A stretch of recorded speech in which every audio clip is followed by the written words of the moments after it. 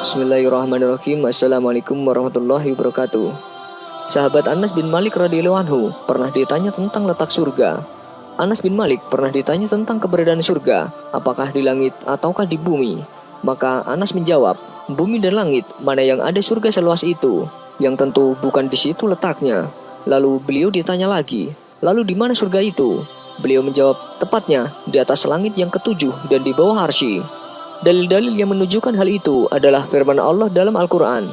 Dan sesungguhnya Muhammad telah melihat Jibril itu dalam rupanya yang asli pada waktu lain, yaitu di Sidratul Muntaha.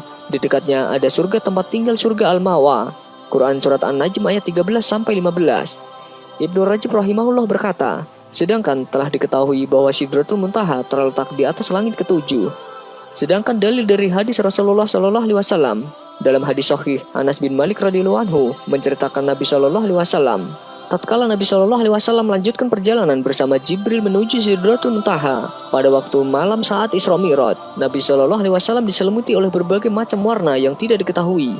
Beliau bersabda di hadapan para sahabat, kemudian saya masuk ke surga. Tiba-tiba di dalamnya terdapat atap-atap yang terbuat dari mutiara. Tanahnya juga terbuat dari minyak misik yang harum. Hadis riwayat Bukhari dan Muslim.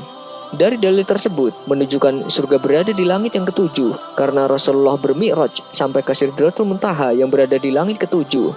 Rasulullah SAW bersabda, apabila kalian memohon kepada Allah, maka mohonlah surga Firdaus karena ia adalah surga yang terletak paling tengah dan tempatnya yang paling tinggi, dan di atasnya Arsyur Rahman. Dari Firdaus memancar sungai-sungai surga. Hadis riwayat Bukhari. Dari hadis ini menunjukkan surga Firdaus letaknya di bawah arsy, sedangkan arsy letaknya juga di atas langit yang ketujuh.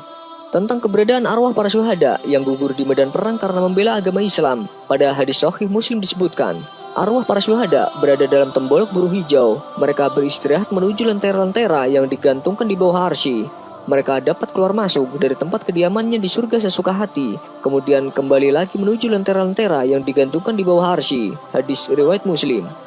Dari hadis ini menunjukkan keistimewaan seorang yang berperang di jalan Allah ketika gugur.